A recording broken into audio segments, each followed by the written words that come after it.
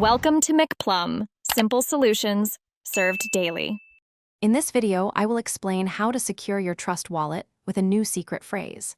It's important to understand that your secret phrase is the master key to your digital assets, and it cannot be directly changed for an existing wallet. If you need a new phrase, the correct procedure involves creating an entirely new wallet.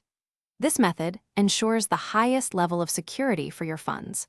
We'll guide you through each step to protect your investments effectively. First, open your Trust Wallet application and go to the Settings menu. From there, select Wallets and tap the plus icon in the top right corner to begin adding a new wallet. Choose the option to create a new wallet and accept the terms of service. You will then be presented with your new 12-word secret phrase. It is absolutely crucial to write this down accurately and store it in a secure, offline location. Once your new wallet is set up, the next step is to transfer your digital assets. Access your old wallet to see all your cryptocurrency balances. For each asset, copy the receiving address from your newly created wallet.